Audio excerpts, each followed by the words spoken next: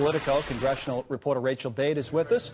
From the National Review, Jonah Goldberg, and from the Daily Caller News Foundation, Chris Bedford. Welcome, all three. Jonah, why don't I start with you on this? So one of the things the president was talking about, as Blake just reported, is that his meeting yesterday, in his estimation at least, really got great reviews.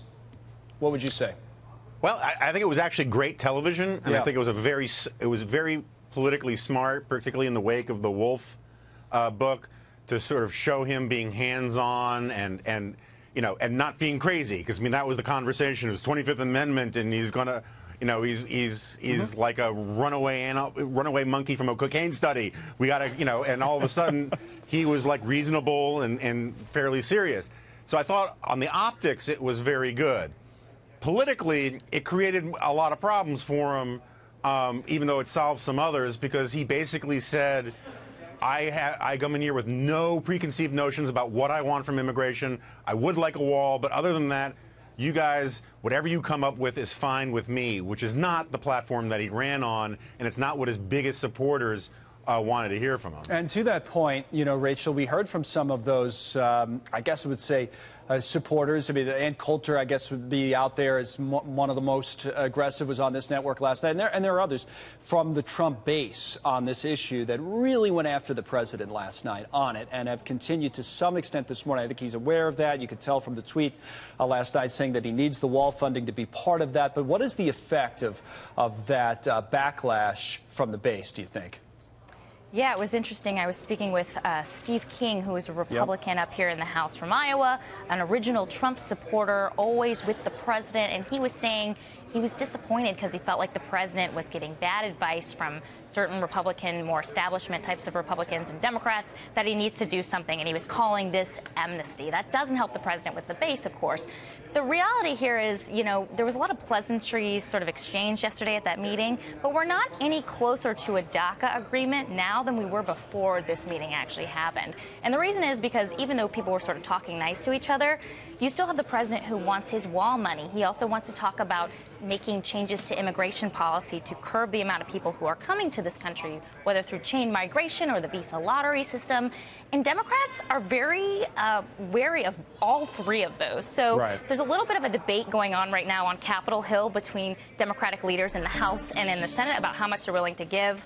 But they're not anywhere near a deal at this point. Well, that, it's almost like back to reality then, Chris, and to some extent, as we looked at it all yesterday. And as Jonah said, I thought it was great to watch. I mean, it was fascinating, actually, for a change, to see a pool spray coming out of the White House that kind of had you gripped and you couldn't take your eyes off the TV. But in your view, did it change much, Chris? Well, you read a bunch of these business economists and people who write about this for a living, and they'll say that when you do a deal, both sides win, usually. Both sides come away with something.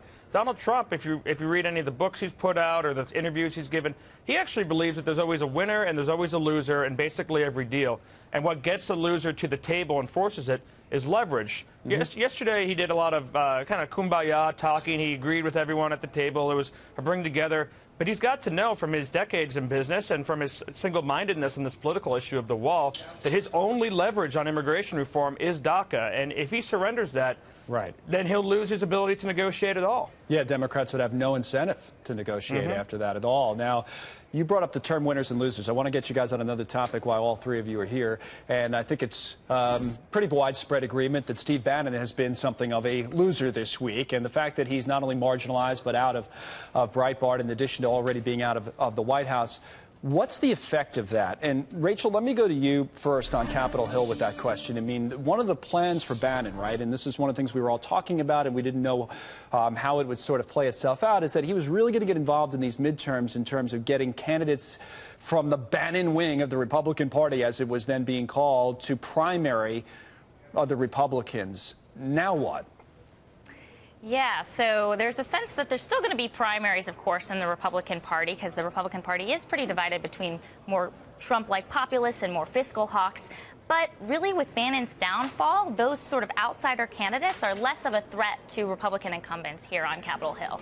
Bannon sort of gave these fringe candidates this larger-than-life outside heft. It was sort of seen that if he was endorsing one of these guys, that President Trump even was sort of endorsing them even without saying something. Right. He also had an alliance with the Mercers, who have a lot of money and could have brought in some money for these primary challengers. But now that's all gone, and my Republican sources on Capitol Hill are feeling pretty good that he's down right now. In the establishment, of course. And the thing is, Jonah, did we see, and maybe people are reading too much into this, but did we see some sort of a big, trying to look for another word other than pivot, but some sort of a change from the administration yesterday when you combine the Davos thing, which people were kind of chuckling at first, but when you put it together with the immigration meeting and say, boy, I don't know if he's trying to stick it to Bannon or if that part of his White House that was written so much about by Michael Wolff, Jared Kushner and Ivanka Trump and Gary Cohn and the rest of them, that they're really winning out here. Do you think that's happening? Well, symbolically, it was a really big deal. I mean, the idea that Donald Trump was announcing that he was going to Davos and that he was open to a DACA deal and all of these other things, you would expect Steve Bannon to sort of just spontaneously combust. And part of the problem is, look, I think Steve Bannon had a thumbless grasp on American politics. He has an unbelievably bad track record in all of these primaries backing people. And ultimately, but his problem was that he was deeply invested in the idea that there was this thing called Trumpism, right, which was his nationalistic ideological agenda that was larger than Trump himself. And ultimately, Trump is the president of the United States. Whatever he does is going to define Trumpism. Right. And it's not Bannon's agenda. And so Bannon is left with basically nothing now. I guess the question, I'm happy about it. Well, I know you are. But I guess the question then, Chris, is does Trump carry on this quote-unquote Trumpism, meaning the economic nationalism, or is he changing too, as the last point? I think he will. He will carry it on. You know, Steve Bannon's big sin. Yeah, so Steve Bannon's big sin is he believed the conspiratorial reporting about him from liberal media. If Charles Koch read the New York Times and believed how powerful they say he was, he'd see him on his back porch yelling at the sun to go up and down. It was completely exaggerated. Donald Trump, economic populism goes way back to his interviews in the 70s. He's always thought that the United States was getting a raw deal on trade.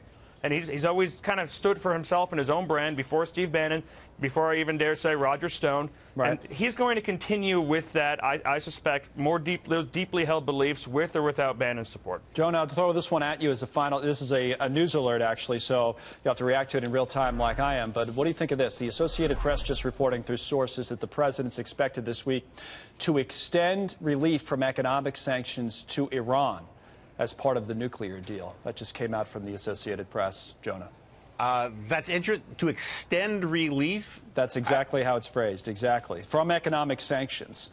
So extend relief from economic sanctions. So in other words, I think it's interesting. I'd have to read more about it. It sounds like he's looking for a little bit of a breather to figure out how the protests play out. Maybe. But I don't know. That's interesting. Yeah, maybe buy himself some time. That's what I was trying to think through, too, because but again, given what happened yesterday and everything else, whether this is some sort of just a change in approach.